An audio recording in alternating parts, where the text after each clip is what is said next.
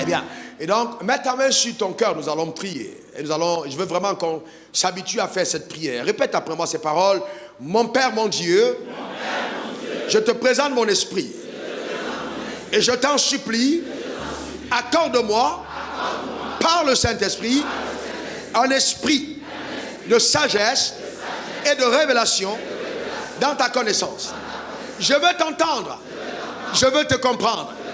Donne-moi d'aller dans les profondeurs de la vérité. Illumine les yeux de mon homme intérieur. Illumine mon esprit. Permets-moi de saisir la profondeur de la vérité et de marcher selon la révélation qui m'a été accordée. J'ai entendu dire et je crois que Jésus est venu non pour servir, mais pour donner sa vie comme rançon pour ma vie.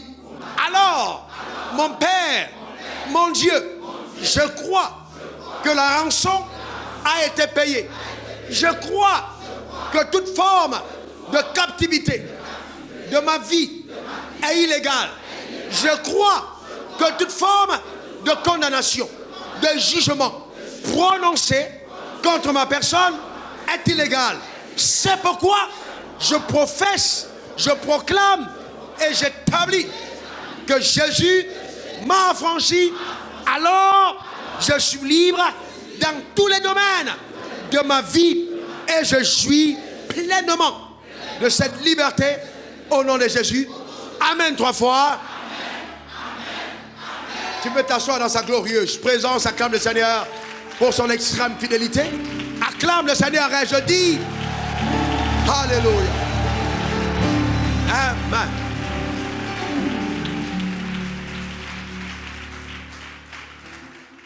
Eh bien, Jésus a été la rançon pour toi et sa mort à la croix a été faite pour ta liberté. Et nous avons vu dans cet enseignement au départ ce que Colossiens 2, versets 13 à 15 dit à notre sujet. Il a effacé l'acte de les ordonnances aux condamnés et subsistait contre nous. Il les a détruits à le courant à la croix. Il a dépouillé les dominations et les autorités. Il les a livrées publiquement en spectacle en triomphant d'elles par la croix. Revenons là, Colossiens 2, verset 15. Il a dépouillé les dominations et les autorités et les a livrées publiquement en spectacle en triomphant d'elles par la croix. Alors ce texte, pendant longtemps, moi je l'ai lu en tant que croyant et j'ai pensé que ce texte voulait dire, et comme je l'avais entendu dire d'ailleurs, que Satan est sans pouvoir et que Satan n'a plus la capacité d'agir. Eh bien non. Et non, et j'ai regardé autour de moi et je me suis rendu compte qu'il y a des gens qui continuent de mourir par sorcellerie, il y a des gens qui continuaient d'être victimes des œuvres des ténèbres. Et c'est en étudiant profondément la parole de Dieu que j'ai compris que ce texte voulait dire que Jésus a ôté à Satan le droit légal d'agir contre la nouvelle création. Et ce texte n'est valable que pour ceux qui ont accepté Christ, Jésus, comme leur Seigneur et leur Sauveur personnel. Donc c'est déjà un sujet de joie pour nous en tant qu'enfants de Dieu, que d'appartenir au royaume de Dieu. Jésus lui-même a dit de sa bouche, celui que le Fils a franchi est véritablement libre. Donc la liberté est ton partage. Reçois-la au nom suprême de Jésus. Donne-moi le meilleur des amens. Dis encore amen. Donc ça veut dire aussi que Jésus on l'a vu, il t'a déclaré non coupable. Donc en fait ta relaxe est immédiate, d'accord, sans condition. Et qu'il a laissé un casier judiciaire totalement vierge parce que le sang a effacé l'acte dans les ordonnances condamnées. Il n'y a pas été gravé dans ton casier judiciaire que tu étais un ancien condamné, parce qu'en fait, il a fait quelque chose de plus extraordinaire que ça.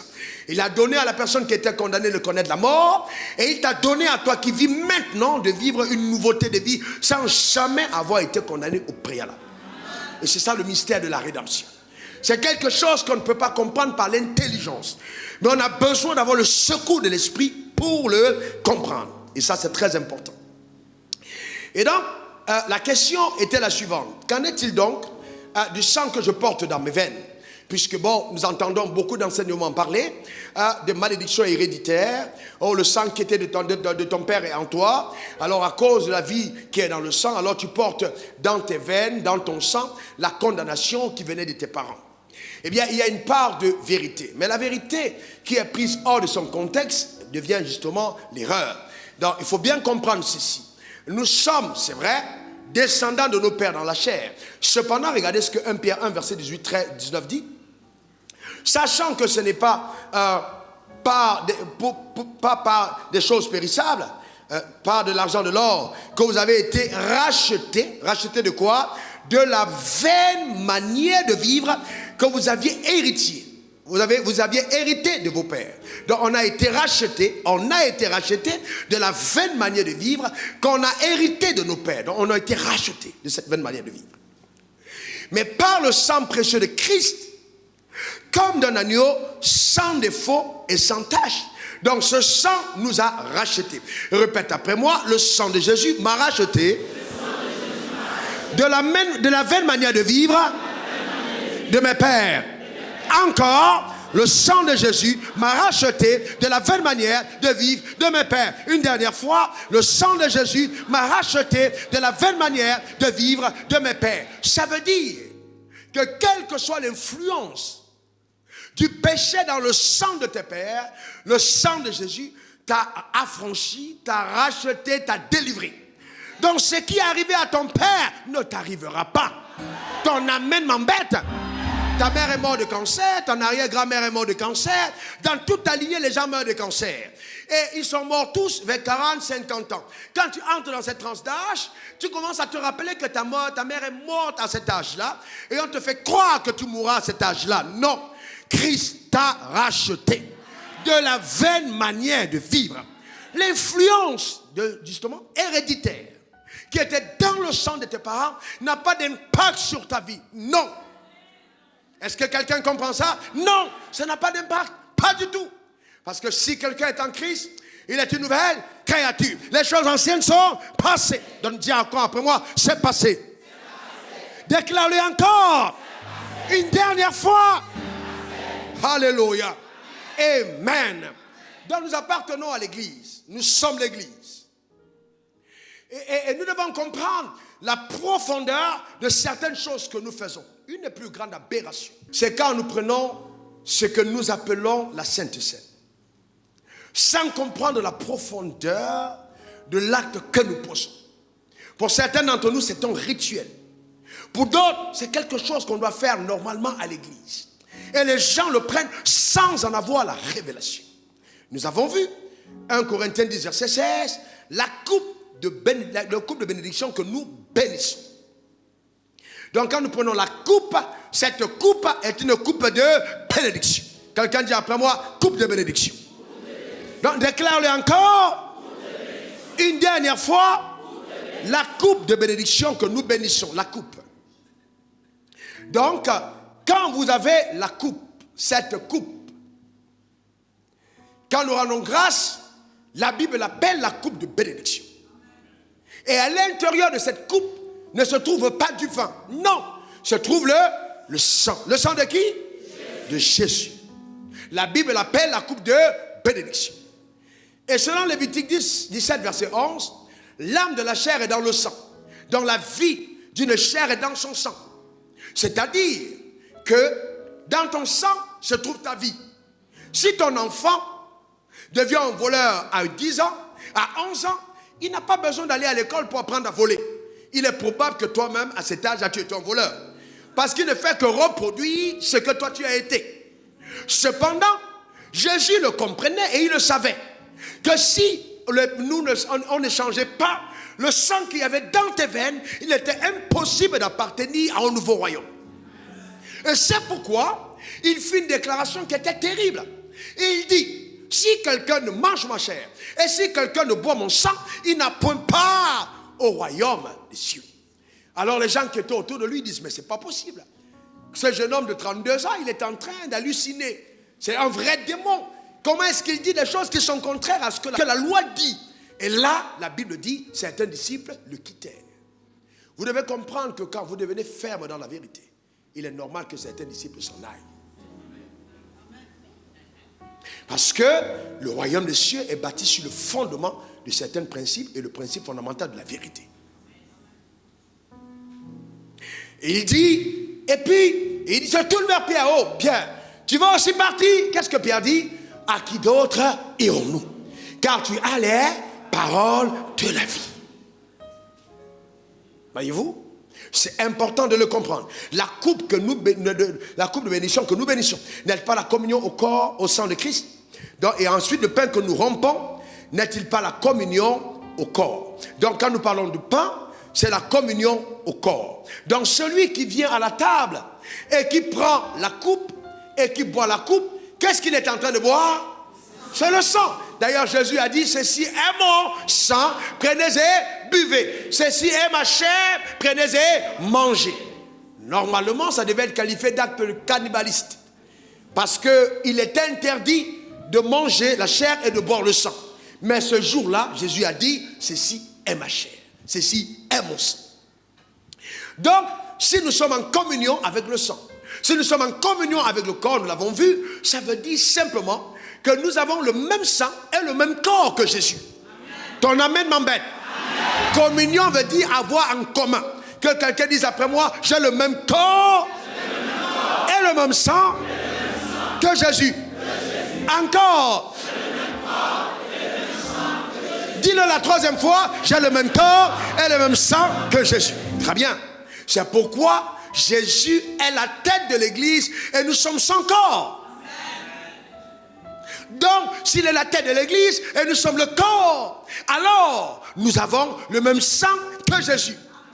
Est-il possible, à un seul moment, pasteur Assois vient, d'avoir quelqu'un qui dans sa tête a un sang différent que dans ses membres? Je demande, c'est possible? Est-ce que c'est possible d'avoir un sang différent dans la tête et d'avoir un autre sang dans le corps? Donc si Jésus est la tête du corps et que toi tu es membre du corps, quel sang coule dans tes veines? Quel sang coule dans tes veines? Quel sang coule dans tes veines? Très bien, le sang de Jésus. Ça veut dire que si nous devons parler d'hérédité, dans le sang, nous devons aller chercher l'hérédité à partir de quel sang? À partir de quel sang? Le sang de Jésus et non celui de tes pères. Le drame, c'est que toi-même tu n'y crois pas. Le problème, c'est que tu n'y crois pas. Quand tu dis, mais attends, depuis quand Jésus est venu pour que mon sang coule dans ses veines? Mais c'est justement par la foi que ça marche. Est-ce que quelqu'un comprend de quoi je parle? Laissez-moi vous amener dans une réflexion que le Saint-Esprit m'a faite ce soir. Il m'a dit, fils, explique à mon église qu'ils ont toutes les raisons de croire en ce que je dis. Vous allez comprendre pourquoi. Et il dit, vous dites, au commencement était la parole était avec Dieu, la parole était Dieu. Tout ce qui a été fait par la parole. Qui le croit? Qui le croit? Que la parole a amené à l'existence ce monde. Très bien. Mais maintenant, quand ma parole dit que le sang que vous portez est le sang de Jésus, vous ne croyez pas? Est-ce que cette parole n'a donc pas le pouvoir, justement, de recréer le sang que vous portez? Et de vous donner par la foi, justement, en la parole, d'avoir un sang nouveau. Je demande à quelqu'un, est-ce que c'est pas possible? Est-ce que c'est pas possible? Est-ce que c'est pas possible? Maintenant, je vais te dire, je vais plus loin. Si tu es né de nouveau et que tu avais le VIH, tu es né de nouveau et il y avait une maladie dans ton sang, par la foi en ce sang, par la foi en ce corps, la maladie disparaît. Amen. Ton amen m'embête. La maladie disparaît au nom suprême de Jésus. Donne-moi le meilleur des amens. Dis encore amen. Donc, c'est pourquoi il est important que nous nous souvenons justement de ce que Jésus a accompli à la croix. Tu n'as plus le sang de ton père. Les malédictions qui ont frappé tes parents n'ont plus d'impact sur ta vie. Dis encore amen. Vous voyez, mais le drame, c'est qu'aujourd'hui, beaucoup de personnes semblent ne pas croire à ça. Allons-y plus loin. Allons-y plus loin. Voyez, 1 Corinthiens 11, verset 27 à 30. 1 Corinthiens 11, 27 à 30. 1 Corinthiens 11, 27 à 30. 1 Corinthiens 11. C'est pourquoi celui qui mangera le pain ou qui boira la coupe du Seigneur indignement sera coupable envers le corps et le sang du Seigneur. Stoppons là, s'il vous plaît, arrêtons-nous là. Alors maintenant, le indignement en question, qu'est-ce qu'il veut dire? Je ne peux pas manger, numéro 1, le corps du Seigneur si je n'appartiens pas au corps. Ça veut dire que quand on est à l'église, les personnes qui doivent prendre le repas d'alliance, ce sont celles qui sont nées de nouveau. Donc si je ne suis pas né de nouveau, je le prends indignement. Ce repas est réservé aux initiés du royaume. Ce repas a un caractère mystique. Parce que la première fois où ce repas a été donné, Jésus a dit, ceci est mon corps, prenez et mangez. Vrai ou faux? Mais est-ce qu'il était vivant? Quand il a dit, est-ce qu'il était vivant? Mais qu'est-ce qu'il était en train de faire? Il était en train de se livrer mystiquement. Il s'est donné en sacrifice quand il était encore vivant. Donc il a donné sa chair à manger avant de mourir. Et en sorcellerie, quand on veut vous tuer, on vous mange d'abord et vous mourrez après.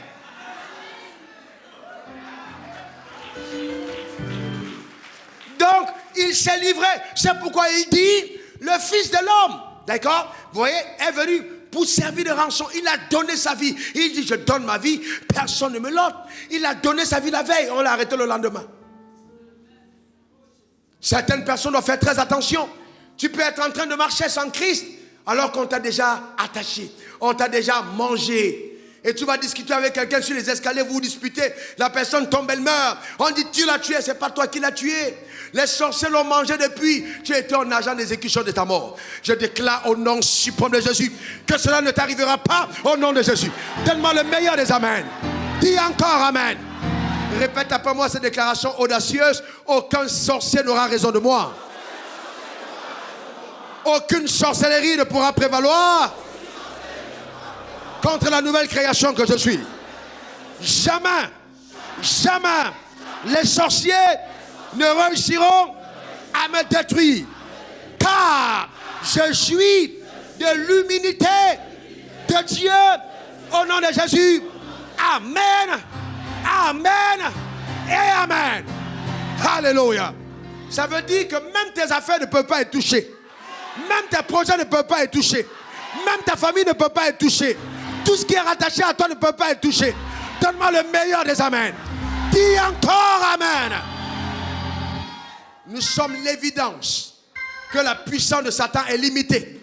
Nous sommes la démonstration vivante que la sorcellerie n'agit pas dans tous les territoires. Nous sommes les bornes qui indiquent que les actions des ténèbres ne peuvent pas prévaloir partout. Donne-moi le meilleur des amens. Dis encore amen. La plus grande désolation, c'est de danser à l'église et de pleurer hors de l'église. La vie de Dieu se vit dans la vie. Écris là, la vie de Dieu se vit dans la vie.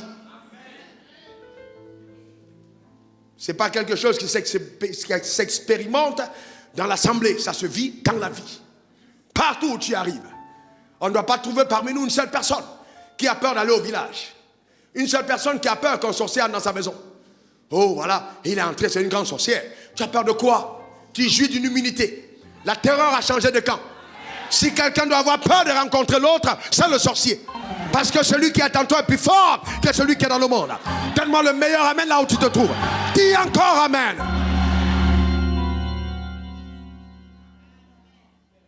Quelqu'un dit c'est ma portion. Regardez ce que la Bible dit.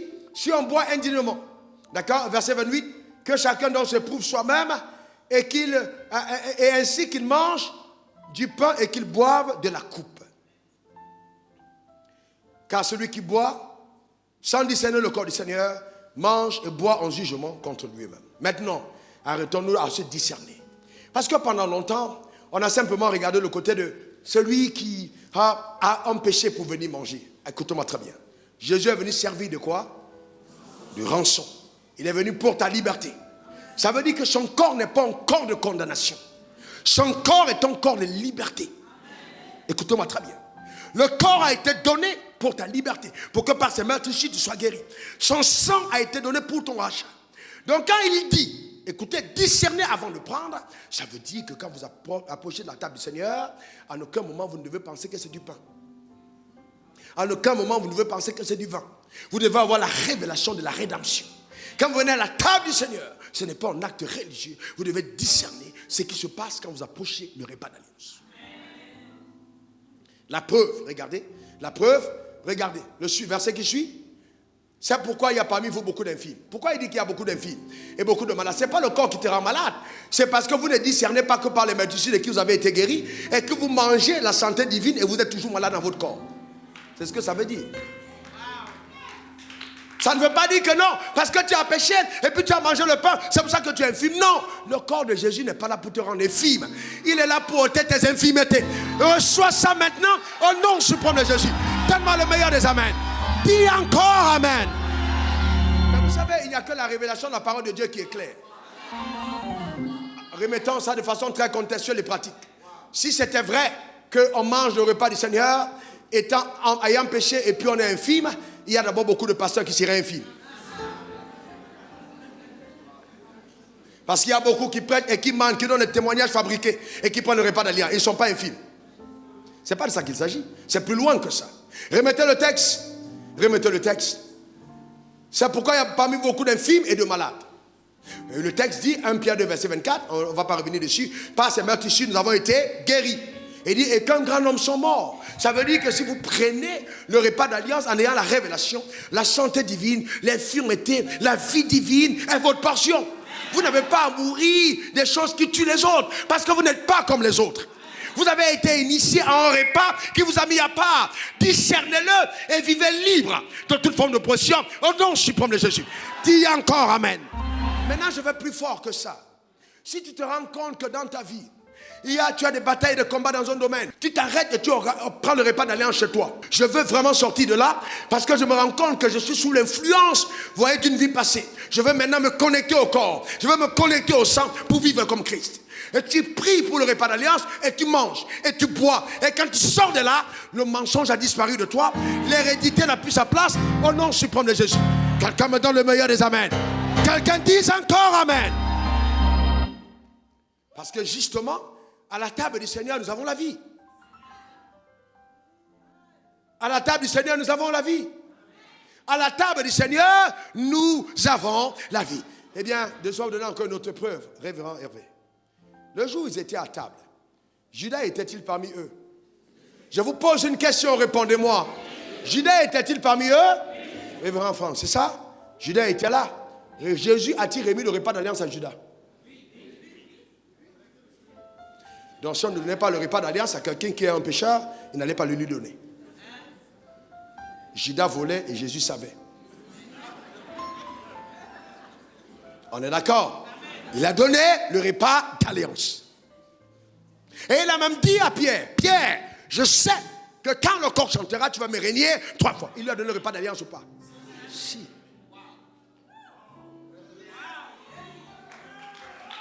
En fait, vous devez comprendre ceci. Le repas d'alliance vous donne la capacité de vivre comme Christ a vécu.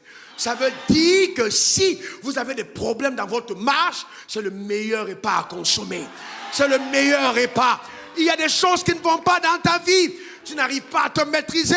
C'est le repas qu'il faut prendre avant de sortir de ta maison. Ce repas te confère la vie divine et te permet d'opérer dans les fréquences de la rédemption et de jouir de la liberté qui est ta portion. Donne-moi le meilleur des amens. Dis encore amen. Ça veut dire que tu peux le prendre librement. Il a même dit, prenez-le chaque fois que vous vous assemblez. Chaque fois. Chaque fois que vous vous assemblez. D'accord? C'est tellement important. Alors revenons sur la question du sang de ton père. Eh bien oui, que faire donc maintenant avec le sang de mon père? Qu'est-ce que je fais avec ça? Oh, mais de quel père il s'agit maintenant? Le sang de ton père. Je te pose la question. Pasteur Yokoli, qui est ton père? Réponds-moi rapidement. Qui est ton père? Comment? Ton père c'est Dieu. Super, ton père c'est Dieu. Je pose la question à madame Assoua. Qui est ton père? Ton père c'est Jésus. C'est super ça. Ton père c'est Jésus. Et beaucoup de chrétiens disent ça, mais ton père n'est pas Jésus. Jésus est le premier-né d'entre plusieurs frères. Il n'est pas ton père, il est ton frère. Il est l'aîné, le premier-né de la création. Il n'est pas le père.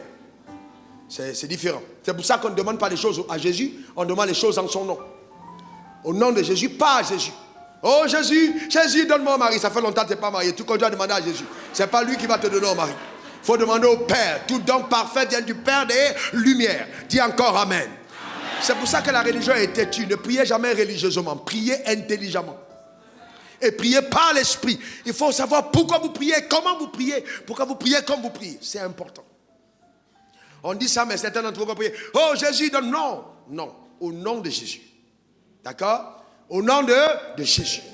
Qui est donc ton père, pasteur Assois? Qui est ton père? Réponds-moi ton père dans tous les domaines. Et tu donnes ton père, ça c'est les réponses des pasteurs. Donne-moi une réponse. Ton père c'est qui? Dans la chair comme dans l'esprit, c'est qui? Ton père, très bien, il nous a donné le pouvoir de devenir enfant de Dieu. Cependant, notez bien ceci, la foi en Dieu te donne l'héritage du ciel. Donc si j'ai foi en Dieu et que Dieu est mon père, Dieu me donne d'hériter le ciel. Et comme la terre a été donnée au Fils de l'homme, personne en étant fils de Dieu n'a le droit d'hériter de la terre. Il n'y a que le Fils de l'homme qui hérite de la terre. Parce que la terre a été donnée au Fils de l'homme. Donc, c'est pour ça que Galates 3, verset 7 dit, reconnaissez donc que ceux qui ont la foi sont des fils d'Abraham. Donc la foi en Dieu te donne l'héritage du ciel et la filiation à Abraham te donne l'héritage de la terre. La terre a été promise au Fils de l'homme. Quelqu'un dise encore Amen. Quelqu'un dise Amen. Il y a des moments où tu dois mettre la main sur ta tête pour bien comprendre. D'accord? Reconnaissez donc que ceux qui ont la foi sont des fils d'Abraham. Des fils d'Abraham. Déclare, je suis un fils d'Abraham. Déclare-le encore. Vous mettez verset Genèse 3, 7 à 9. Non, Galates 3, 7, 9. Galates 3, 7, 9. Reconnaissez donc, on lit ensemble, que ceux qui ont la foi sont des fils d'Abraham. Là, on n'a pas dit fils de Dieu. Aussi l'Écriture prévoyant que Dieu justifierait les païens par la foi. A d'avance annoncé cette bonne nouvelle à Abraham.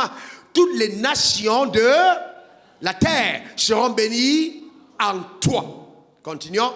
De sorte que ceux qui croient sont bénis avec Abraham, le croyant. De sorte que ceux qui croient sont bénis avec Abraham, le croyant. Donc Abraham devient ton père dans la foi. Car sa foi t'a rendu capable de devenir fils de Dieu. Et donc l'héritage de la terre était réservé en Abraham. Dis encore Amen. Dis encore Amen. Et donc si les Juifs prospèrent sur la terre, parce qu'ils ont une alliance avec Abraham dans la chair, tu as tout droit légal de prospérité sur la terre à cause de ton alliance avec Abraham par l'esprit. Dis encore Amen. Dis je suis fils d'Abraham. Déclare-le encore. Une dernière fois. Alléluia. Amen. Mais maintenant, que devrait faire ton âme face à ces vérités? Qu'est-ce que l'âme du croyant devrait faire? On entend tellement de choses. Oh, il faut que tu bâtisses un hôtel. Hôtel contre hôtel. Mais de quel hôtel s'agit-il? Toute personne qui t'amène à ériger dans ta maison un autre hôtel en dehors de l'hôtel de la croix est en train de t'initier à la sorcellerie. Ton silence me convient. Est-ce que quelqu'un comprend de quoi je parle? Il n'y a pas un autre hôtel. Il n'y a pas un autre hôtel. Écoutez-moi très bien. Oh oui, voici l'endroit. Si tu veux prier, mets-toi là. Et puis quand tu te mets là, tu es mieux connecté au ciel. Quand les gens n'ont pas d'arguments juridiques, spirituellement parlant, ils créent des arguments de la loi. Je n'ai pas à attendre que je sois dans ma chambre à tel endroit précis et c'est là que je suis mieux connecté. C'est faux. Dans mon jardin, dans la rue, dans ma douche, dans ma voiture, la Bible dit, je veux que les hommes en tout lieu lèvent les mains. En tout lieu. Est-ce que tu peux lever ta main maintenant? Oui. Tu n'as pas besoin d'attendre, d'être dans cet endroit. Non. Et si ça prend feu, tu pries où?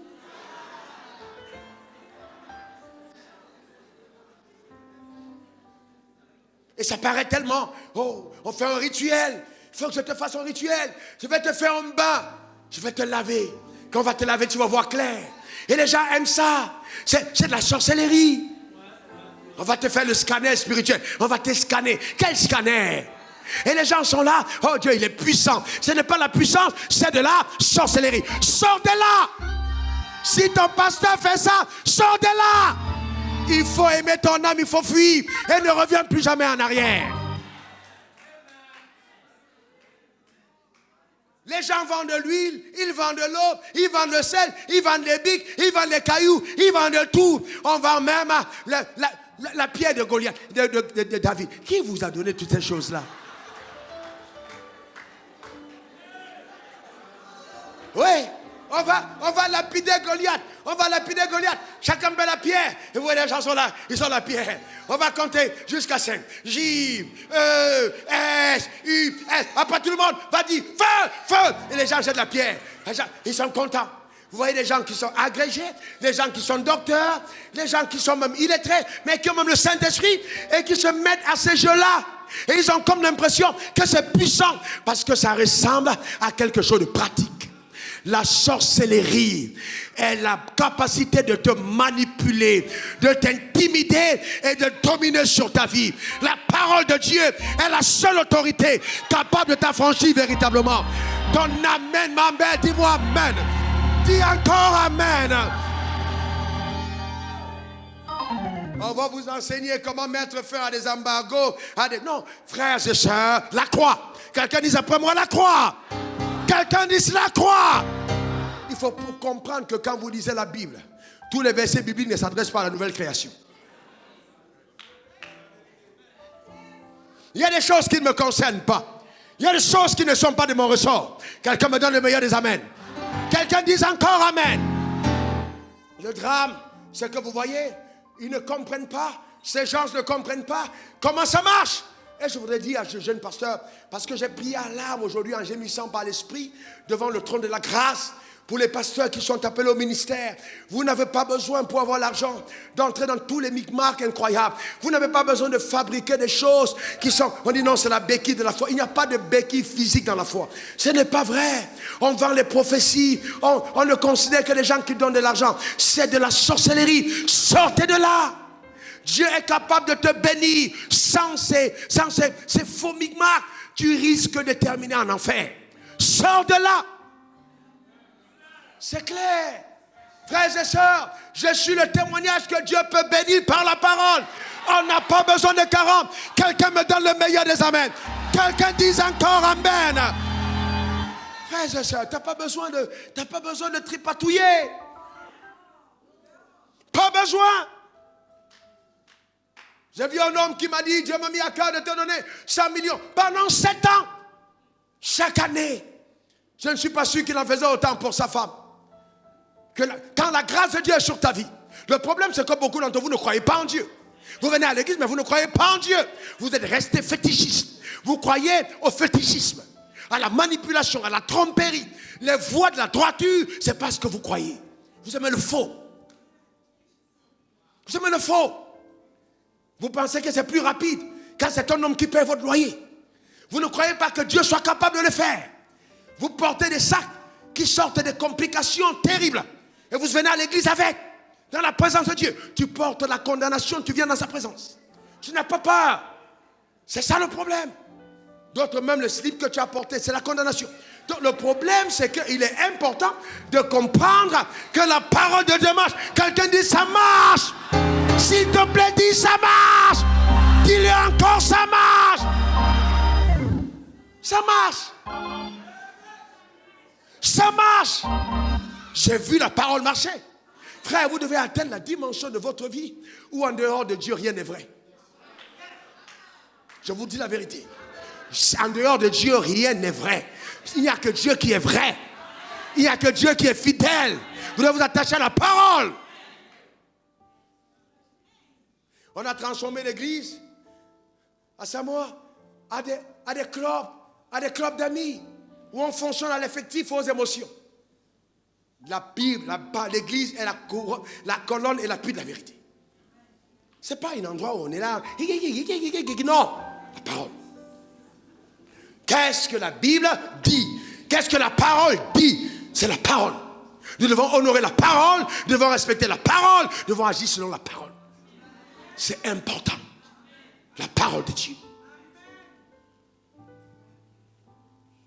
voyez les gens, oui, non, vraiment, je souffre. Montrez-moi un seul moment. Un pasteur qui fait ça et qui a stablement prospéré jusqu'à la fin de ses jours. Mais vous n'êtes pas intelligent. Regardez bien. Mais je ne comprends pas. Sortez dedans. Sortez de là.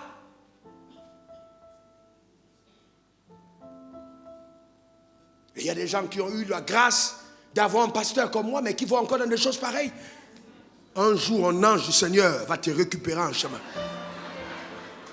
Et il va te chicoter par amour. Non, sérieusement. Sérieusement. Sérieusement. La Bible n'a pas dit que quand ça tarde, débrouille-toi. Non. Quand ça tarde, attends. Dieu ne ment pas. Quand ça tarde, attends. Quand ça tarde, attends. Dieu n'est pas un menteur. Il faut savoir attendre. Amen.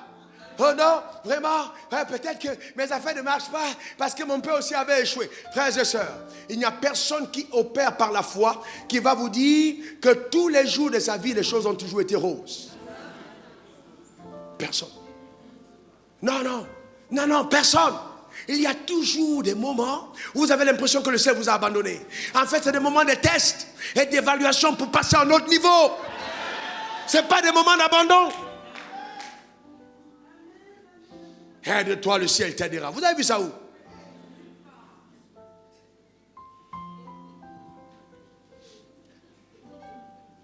Regardez le verset 10 de Galates 3. Car tous ceux qui s'attachent aux œuvres de la loi sont sous la malédiction. Donc il ne faut pas permettre à un pasteur de t'amener dans la malédiction. Tous ceux qui s'attachent à ces choses sont sous la malédiction. Car il est écrit, maudit est quiconque n'observe pas tout ce qui est écrit dans le livre de la loi et ne le met pas en pratique. Ce n'est pas une affaire qui marche par la loi. Verset 11, et que nul ne soit justifié devant Dieu par la loi. Cela est évident, puisqu'il est écrit, le juste vivra. Le juste vivra. Votre silence est coupable. Dites-le bien. Le juste vivra par la... Quelqu'un dit encore? Par la foi. C'est évident. C'est par la foi que ça marche. Mais maintenant, qu'est-ce que c'est la foi? Premièrement, c'est croire. Est-ce que tu crois que Jésus a servi de rançon pour toi? Non, je te pose une question. Quand on dit c'est par la foi que ça marche, mais est-ce que tu crois? Est-ce que tu crois vraiment? Est-ce que tu crois? Je te pose une question. Tu te réveilles au matin, tu trouves un gros fétiche avec un masque devant ta maison. Et puis on a mis dessus, tu meurs dans 3 jours. Est-ce que tu crois? Le problème, c'est que je vous dis la vérité. Tu trouves un masque devant ta porte et puis le masque saute seul. Et on te dit, tu meurs dans 3 jours. Comment tu vas te comporter? Est-ce que vous savez que certains parmi vous vont commencer à pleurer? Oh maman, oh je suis mort. Est-ce que quelqu'un comprend de quoi je parle? Oui. Parce que justement, est-ce que tu vas croire?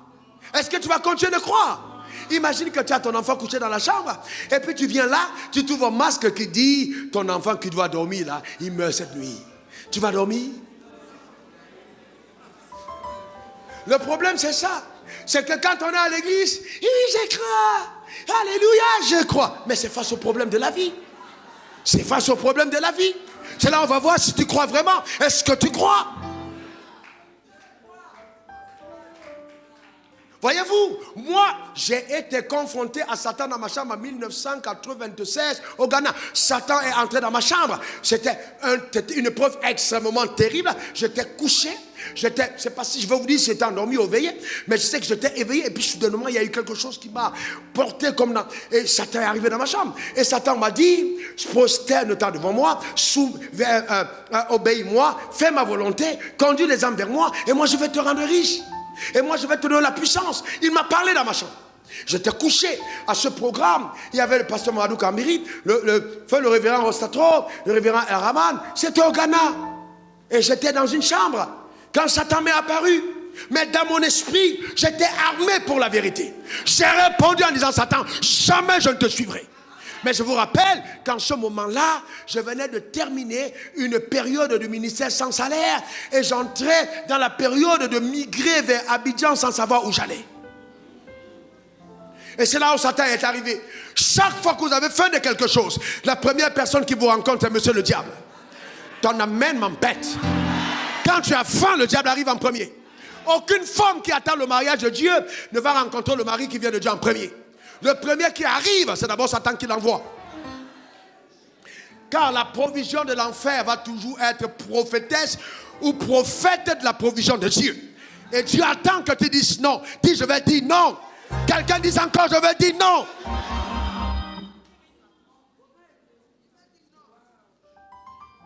Dans tous les domaines de ta vie, il faut savoir t'arrêter et dire non.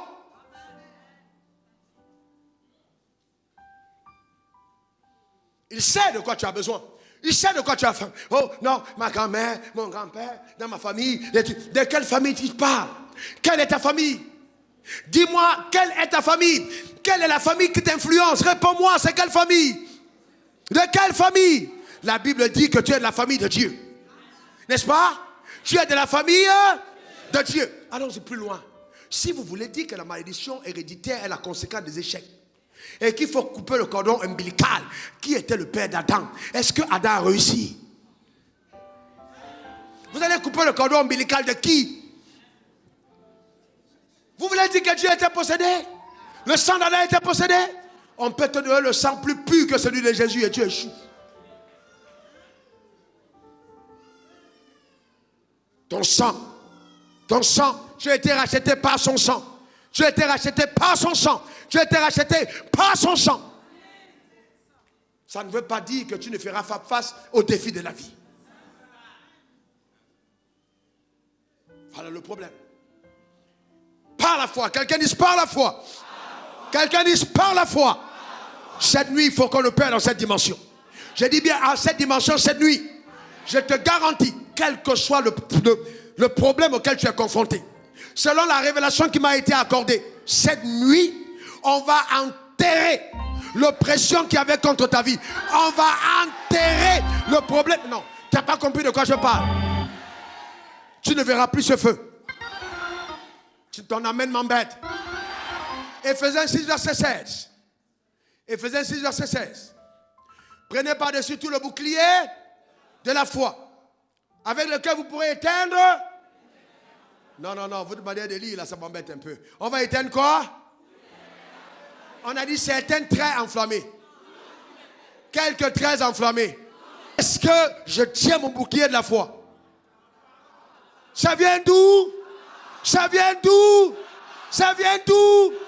Et la parole dit quoi à ton sujet? Que Jésus est venu servir de rançon pour ta vie. Tu n'as plus besoin de notre tel. Tu n'as plus besoin de dire oui, apporte ton sacrifice de $1000. On va racheter ces malédictions. Chaque fois que tu le fais, tu ouvres une porte à Satan. Tu es en train de dire que $1000 coûte plus cher que le sang de Christ.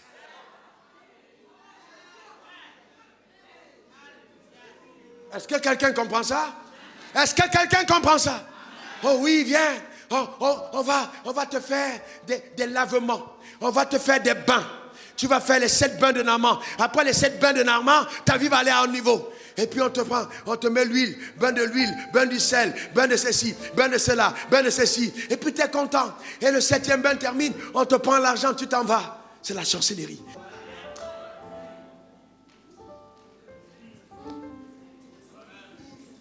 C'est incroyable. Que quelqu'un dise encore, c'est par la foi que ça marche. Encore. Encore. Voyez-vous, il faut la foi.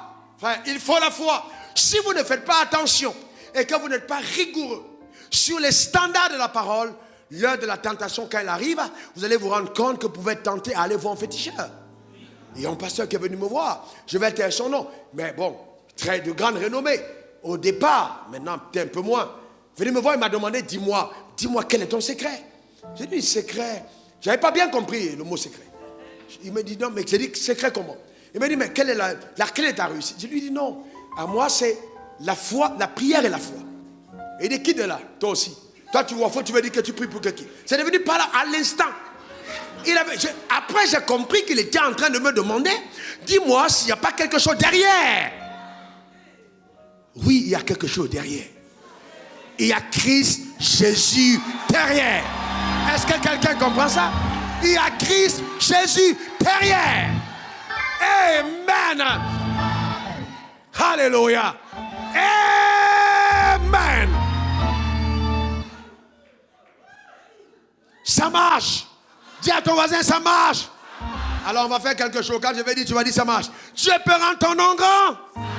Je peux te rendre riche. Dieu peut te déconnecter. Dieu peut te connecter. Dieu peut te guérir. Dieu peut te lever. Dieu peut te délivrer. Peut te donner un mari. Peut faire prospérer tes affaires. Te protéger contre les sorciers.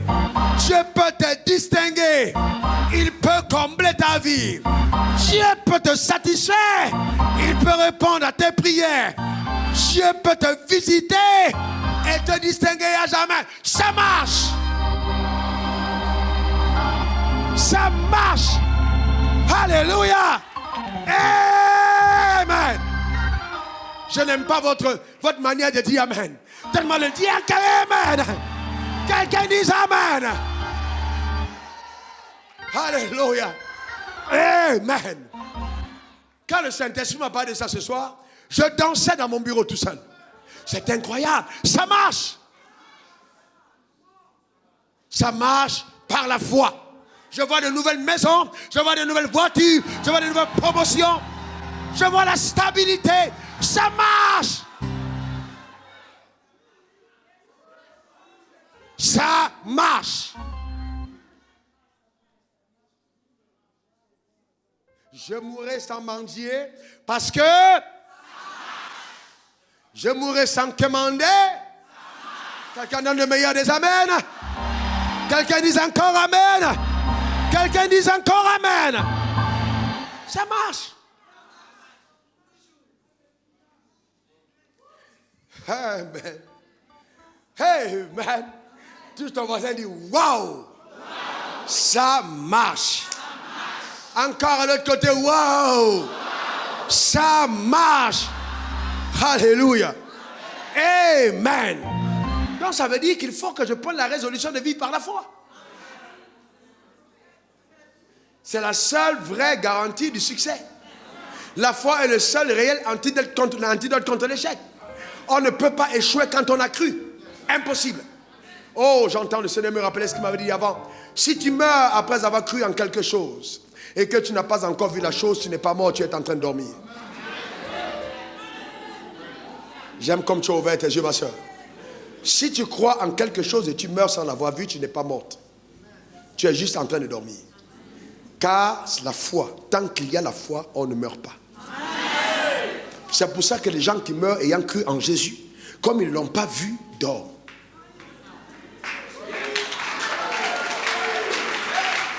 Parce que son de la trompette, quand la trompette se fera entendre, ils vont se réveiller parce qu'ils n'étaient pas morts, ils dormaient. Et si ce que tu attendais doit être manifesté dans le temps et que ça dure, regardez ceux qui sont morts dans l'Ancien Testament. Ils sont morts, ils attendaient la venue du Messie. Ils sont morts. Quand Jésus est mort, qu'est-ce qui s'est passé? Les tombeaux se sont ouverts. Pourquoi les tombeaux sont ouverts? Parce qu'ils n'étaient pas morts. Ils étaient en train de dormir. Ils ont dû se réveiller pour venir voir ce qu'ils attendaient et puis repartir. Je suis en train de dire à quelqu'un que Dieu est en train de te réveiller maintenant pour amener quelque chose en manifestation. Donne-moi le meilleur des amens. Dis encore amen. Qu'est-ce que ta foi apporte comme bonus à ta vie? Je te pose cette question. Qu'est-ce que la foi apporte comme bonus à ta vie? Le problème, c'est qu'on vous a enseigné la foi pour l'église. La foi, c'est pour la vie. Elle bonifie ton existence. Il faut que la foi donne à ta vie d'avoir d'autres saveurs. La foi te donne de dégager d'autres odeurs. La foi change de couleur du manteau que tu portes. Elle recolore ta destinée. C'est ce que la foi fait. Je suis en train d'annoncer à quelqu'un des travaux de rénovation. Non, t'as pas compris. J'entends par l'esprit des travaux de rénovation. Le Seigneur est en train de me dire que comme ce soir, tu as adopté de vivre par la foi, maintenant ta maison est en chantier. On est en train de tout recommencer. On est en train de remettre tout à l'œuvre. Tout est en train de recommencer par la foi. Reçois-le maintenant au nom suprême de Jésus. Quelqu'un me donne le meilleur des amens. On est en train de tout changer. Dis amen. Quelqu'un me donne encore le meilleur des amens. Dis encore amen. Tout est en chantier. Même la femme que tu as épousée va changer. Je n'ai pas dit que tu vas divorcer. Tiens, ton ami était trop rapide. J'avais dit, elle va changer de gloire. Elle sera rayonnante. Tu ne vas pas la reconnaître. Elle sera métamorphosée. À cause de l'action de ta foi, donne-moi le meilleur des amens. Ton gars qui rentrait toujours à minuit sera là à 20h. Tu vas te demander qu'est-ce qui est arrivé. C'est que la foi l'a changé. Je vois des travaux de rénovation. La maison dans laquelle tu habitais, ce n'est plus la même. Tous les compartiments sont en train de changer parce que ta foi est en train d'agir. Quelqu'un me donne le meilleur des amens. Quelqu'un dise encore amen. Le drame, c'est que beaucoup d'entre vous n'avez pas compris quand j'ai migré de l'enseignant au prophète. Et vous ne comprenez pas que ce que je suis en train de dire, ça n'a plus rien à voir avec l'enseignement, mais c'est la prophétie qui est reliée à l'enseignement, parce que Dieu est en train de dire que dans ta vie, ces choses sont en train de prendre place. Je te dis, tu es en train de voir le changement des décors radical de ta vie par la puissance de Dieu, au nom suprême de Jésus. Donne-moi le meilleur des amens. Quelqu'un dise encore amen. Ça marche. Quelqu'un dit ça marche. Quelqu'un dit ça marche. Tout à l'heure, je vais vous montrer comment ça marche. Dis à ton voisin, ça doit marcher. Dis à ton voisin, ça va marcher. Dis à ton voisin, ça va marcher. Je vais faire appel à la puissance de la résurrection. J'ai dit, ça va marcher. On ne va pas faire pousser, mais ça va marcher. Même ce qui était mort va se relever. Je suis en train de dire à quelqu'un que ça va marcher. Ton entreprise va marcher, ton mariage va marcher, tes affaires vont marcher, tes projets vont marcher, ta vie va réussir. Tu ne vas pas t'arrêter en chemin. Ça doit marcher, ça doit continuer d'avancer. Au nom suprême de Jésus. Tes enfants vont marcher. Ça va marcher, ça marche. La foi n'échoue jamais, ça marche. Amen. Quelqu'un dise encore amen. Quelqu'un dise encore amen. Quelqu'un dise encore amen. C'est un autre niveau, ça marche. Ne laisse pas tomber ce rêve, ça marche. N'abandonne pas, ça marche. Les médecins t'ont dit que c'était la dernière journée à vivre. J'ai dit ça marche. Ils t'ont dit que le mal était incurable. J'ai dit ça marche. Tu dis pasteur, ça fait longtemps que j'ai prié, mais moi je te dis ça va marcher. La parole de Dieu ne choue jamais. Elle ne choue jamais. Ça marche. Ça marche. Ça marche et ça marche. Je veux parler à quelqu'un qui est assis à cette rangée. Et je le vois assujetti. C'est à toi que je voulais parler, jeune homme. Le Seigneur m'a mis, moi je t'ai vu dans l'autre rangée, c'est à toi que je voulais parler dans l'esprit. Dieu m'a dit de te dire que là où tu es arrivé, ce n'est même pas le 1/10 de là où il te conduit. Tu dois rester attaché à lui. Attaché à lui. Il me dit de te dire, de te souvenir. Quand tu entrais dans cette église sans rien du tout. Quand tu n'avais rien, tu étais dépouillé de rien, tu as crié à Dieu. Tu connais l'alliance que tu as fait avec lui. Dieu me dit de te dire, ça marche. Continue de t'attacher à lui, d'obéir à sa parole, d'être fidèle à ses principes et de l'aimer. Il va t'amener plus loin que ça parce que ça marche. Ça marche. La parole de Dieu marche, elle marche. Dis à ton voisin, ça marche. Dis encore à ton voisin, ça marche. Je lève ma main devant Dieu, frère. Il y a peut-être des sceptiques. Écoutez-moi bien. Si vous n'avez pas cru à la parole de Dieu, croyez au moins à cause de ce que vos yeux ont vu. Je vois la parole de Dieu marcher au quotidien. Ça marche, frère. Ça marche. Ça marche. Ça marche. La parole de Dieu marche. Frère, ça marche. Je ne sais pas comment faire pour que vous puissiez croire que ça marche, mais croyez, ça marche. C'est la même parole à laquelle j'ai cru. Le même secret que je vous donne, c'est ce que j'ai appliqué tout de suite. Je vous donne ce secret. C'est le même que j'ai appliqué. Quand je dormais à la gare de Bustif, la nuit, là, les moustiques sont venus. Je suis sûr qu'ils avaient été envoyés par l'enfer. Il y a des moustiques, quand ils descendent sur toi, tu sais que les moustiques là sont venus juste te rappeler que tu souffres. Est-ce que vous savez qu'il peut y avoir des piqûres de moustiques dans une chambre et tu commences à... les moustiques te piquent et tu commences à regretter d'être dans une ville. Qu'est-ce que ça a à voir entre la piqûre de moustiques et la ville? Ça veut dire que là, les moustiques, là, ce n'est pas simple. Déjà, vous êtes à la gare de bus et les moustiques, tu ne peux pas dormir.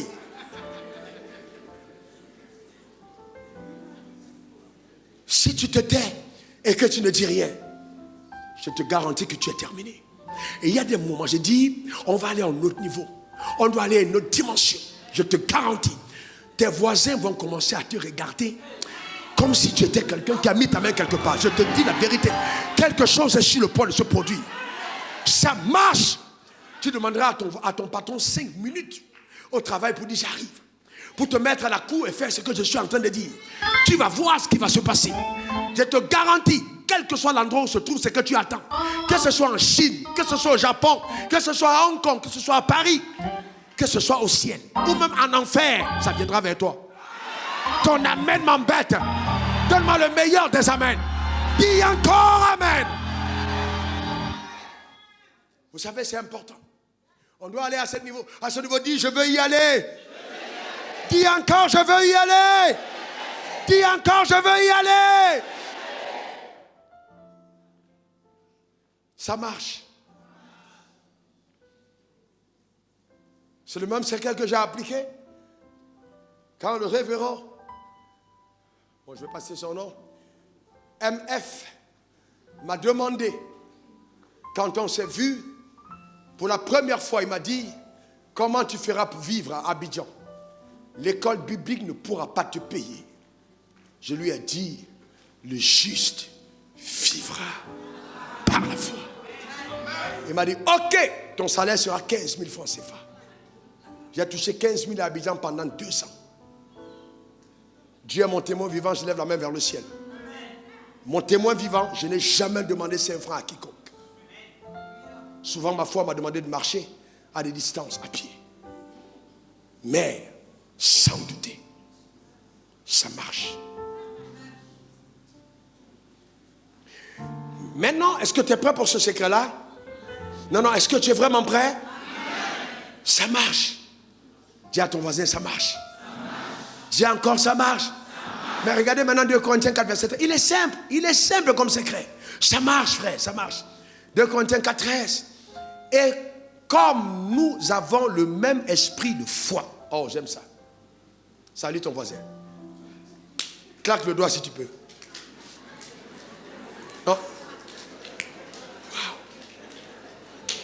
Tu sais pourquoi? Parce que nous avons le même esprit de foi. Nous avons le même esprit. Nous avons le même esprit. Ça veut dire que l'esprit qui nous a été donné est un esprit de foi. Tu l'as déjà. Continuons. Regarde, ouais. Qui est exprimé dans cette parole de l'Écriture? J'ai cru. J'ai cru. C'est pourquoi j'ai... J'ai cru. C'est pourquoi j'ai parlé. Tu es pauvre. Mais tu as cru que tu es riche. C'est pourquoi tu as... Et quand tu as parlé, qu'est-ce que tu as dit? Ah ah. Qu'est-ce que tu as dit? Qu'est-ce que tu as dit? Eh oui. Tu as dit je suis riche. Maintenant, il faut comprendre une chose. Et ça, merci Saint-Esprit. Quand tu déclares la parole en disant je suis riche, en fait, tu ne parles pas simplement à la pauvreté extérieure. Souvent, tu parles à toi-même. Parce que le problème, c'est que quand tu parles, la parole agit dans ton conscient et ton subconscient. La parole commence à influencer tes habitudes. Vous allez vous rendre compte qu'il y a des gens qui ont l'argent, mais qui sont toujours comme des pauvres. J'ai cru, c'est pourquoi j'ai parlé. Continuons, s'il vous plaît, revenez le texte. Nous aussi, nous, lève la main si tu crois. C'est pourquoi, oh là là, c'est pourquoi, eh bien oui, quand tu as besoin d'un travail et que tu as cru en ton travail, qu'est-ce que tu fais? Quand tu parles, qu'est-ce que tu dis? Très bien. J'appelle mon travail. Car en Christ, j'ai un travail. Je parle. C'est de cette manière que tu éteins les traits enflammés du chômage. Ce n'est pas en pleurant, mais en parlant. Et quand tu parles, le travail est capable de traverser la ville d'Abidjan et de venir te trouver dans ta maison, chez toi. Quelqu'un viendra te dire, il y a un boulot. Maintenant, pourquoi? Écoutez-moi très bien, pourquoi? Oh, vous voulez qu'on y aille? Vous voulez qu'on continue? Vous savez pourquoi? Parce que l'esprit qui est en toi a été créé comme à l'image de Dieu. Donc, au commencement, l'esprit se mouvait au-dessus des eaux et puis Dieu a dit que la lumière soit, la lumière fut. Donc, quand l'esprit parle, quand l'esprit appelle les choses arrivent. Donc, ton esprit qui est en toi, qui a été recréé selon l'image de Dieu, a la capacité de recréer le monde dans lequel tu vis.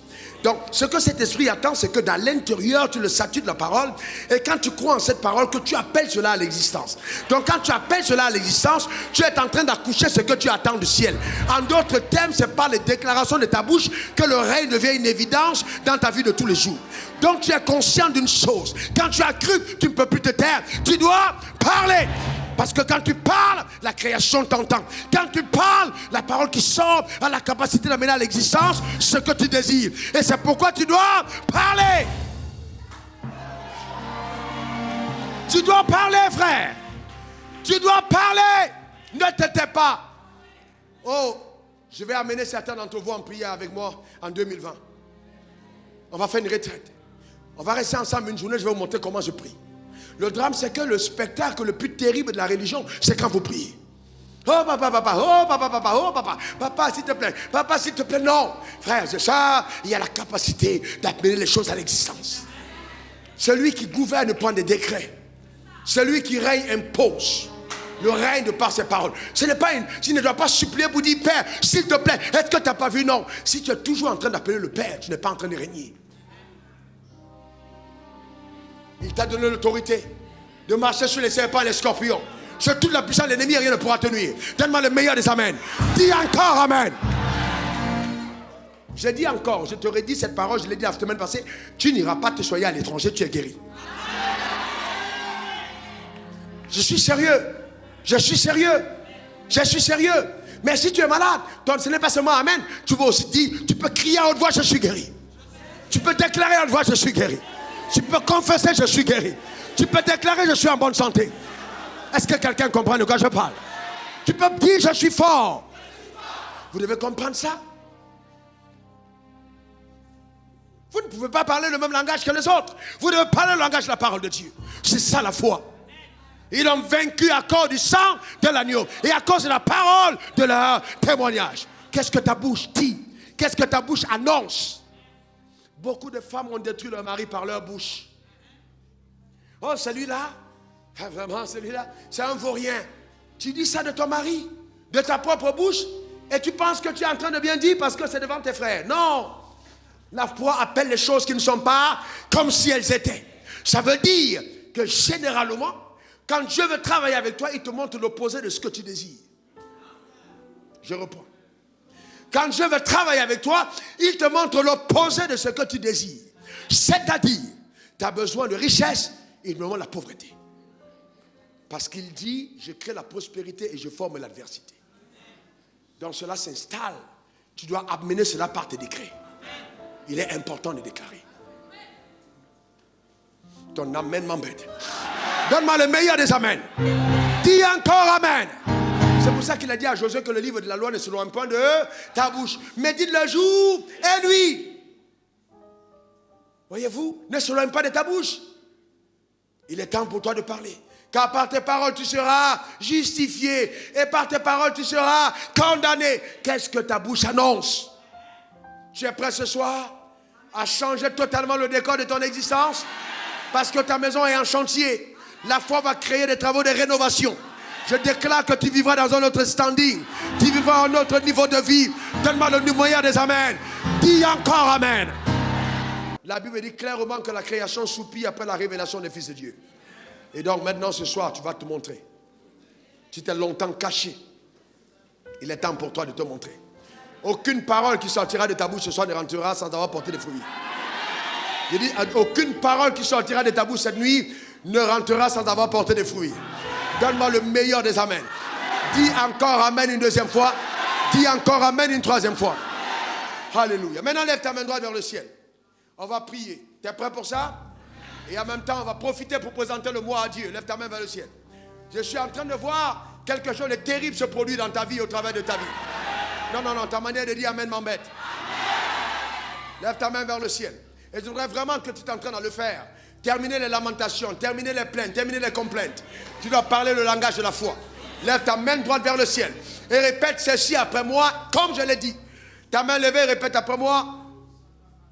Mon Père, mon Dieu, cette nuit, je lève ma main vers ton trône.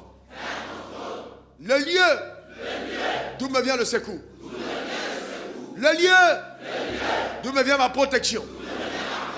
Le lieu d'où me vient le salut. Le lieu d'où m'est venue ma mission, mon mandat. Je lève mes mains vers celui qui m'a conçu et créé. Je déclare ma main levée vers toi, mon Père, que j'ai cru en ce Jésus qui est venu et qui est mort comme rançon pour ma vie. J'ai cru en sa résurrection d'entre les morts, à son ascension à ta droite dans les cieux. C'est pourquoi, mon Père, mon Dieu, je déclare que le sang de Jésus qui a parlé à la croix a parlé pour moi. Ce sang m'a racheté. Mon Père, mon Dieu, quels que soient les endroits sur terre, du nord au sud, de l'est à l'ouest, où mon nom sera cité dans un rituel, où mon nom sera cité dans la sorcellerie, où mon nom sera invoqué dans un hôtel, je déclare que je ne m'y reconnais pas. Je ne m'y reconnais pas. Je ne m'y reconnais pas. Aucun autre sang, aucun autre sacrifice ne plaidera ma cause en dehors du sang glorieux de Jésus qui parle mieux que celui d'Abel. Oui, par son sang, je déclare que moi, Raoul Wafazumdo, je n'appartiens plus à la lignée parentale dans la chair, car j'appartiens au corps de Christ. Je suis membre du corps du Seigneur et il est ma tête. Oui, le Fils de Dieu a paru afin de détruire les œuvres du diable. Les œuvres du diable n'ont plus de pouvoir sur ma vie et ma destinée. Je parle et j'annonce. Je suis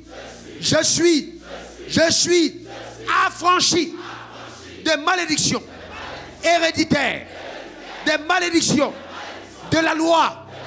Oui, ce qui a détruit mes pères dans la chair ne me détruira pas, car je suis en Jésus une nouvelle création et je marche et je vis une vie de pleine liberté. La parole de Dieu est le standard sur lequel ma vie est enracinée. C'est pourquoi, qu'importe ce que les gens déclarent sur ma vie, j'annonce d'avance que cela n'arrivera pas au nom de Jésus. Au nom de Jésus. Au nom de Jésus. Au nom de Jésus. Oui, le châtiment qui me donne la paix est tombé sur Jésus. Et par ces meurtrissures, je suis guéri. Je pose ma main sur ma belle tête et je déclare que mon corps entier est en bonne santé. Est en bonne santé. Est en bonne santé. Est en bonne santé. Est en bonne santé. Est en bonne santé. Je maudis la présence de toute forme de virus, de maladie. Je maudis la présence de toute forme de microbes et de choses semblables dans mon corps. J'appelle le règne de la vie dans mon corps au nom de Jésus. Au nom de Jésus. Au nom de Jésus. Au nom de Jésus. Amen. Amen. Amen, enlève ta main. Amen. On n'a pas terminé. Amen, enlève ta main. Dis encore amen. Dis encore amen. Ça va? Est-ce que ça va? Dis amen. Alors maintenant, tu mets ta main sur ton cœur. Écoute, sois conscient. Je ne veux pas que tu répètes seulement pour répéter. Il faut vraiment que tu en sois conscient. Déclare après moi, je ne subirai pas les mêmes sorts que ceux qui ont porté le sang que je portais. Car je reconnais qu'en croyant en Jésus, ce sang en moi a été changé. C'est pourquoi j'irai à la table du Seigneur pour prendre le sang et communier avec le sang. Pour prendre le corps et communier avec le corps. Je suis dorénavant un avec Jésus. C'est clair, c'est établi. Oui, je suis né pour apporter à ma génération une bénédiction. Je suis né pour servir au dessein de Dieu. C'est pourquoi quiconque voudra manger ma chair, sa chair sera mangée. Quiconque voudra boire mon sang, son sang sera bu. Quiconque veut me voir échouer à programmer son échec. Je parle, je l'établis au nom de Jésus. Je ne mourrai pas avant mon heure. Terre, terre, terre, je t'ordonne, livre-moi tes meilleurs fruits, livre-moi ta graisse, livre-moi ta richesse. Ciel, ciel, accorde-moi ta pluie et ta rosée. Je déclare que ma maison est en chantier. Et la foi, ma foi, est en train d'exécuter des grands travaux de rénovation. Je ne vivrai plus jamais comme j'ai vécu avant. Car aujourd'hui, j'ai compris. Je passe à un autre niveau. Mon Père, sincèrement, pardonne-moi quand j'ai été dans l'ignorance, quand j'ai cru que mes offrandes pouvaient me racheter, que les hôtels bâtis dans mes maisons pouvaient servir de rempart. Pardonne-moi, j'étais dans l'ignorance. Pardonne-moi, je sais aujourd'hui que le voile est déchiré et qu'en tout lieu, je peux élever ma main pour te bénir. Le ciel est ouvert. J'ai un accès à toi. Merci Seigneur. De tout mon cœur, je célèbre la grandeur de tes œuvres. Et je m'engage à ne plus jamais, alors plus jamais retomber dans les travers de la sorcellerie, de l'envoûtement. Car Jésus est à nouveau dépeint à mes yeux comme crucifié pour moi. Oui, la victoire est mon partage. La victoire est ma portion. Le succès est mon héritage en Christ. Amen. Amen. Et amen. Acclame le Seigneur pour ta vie.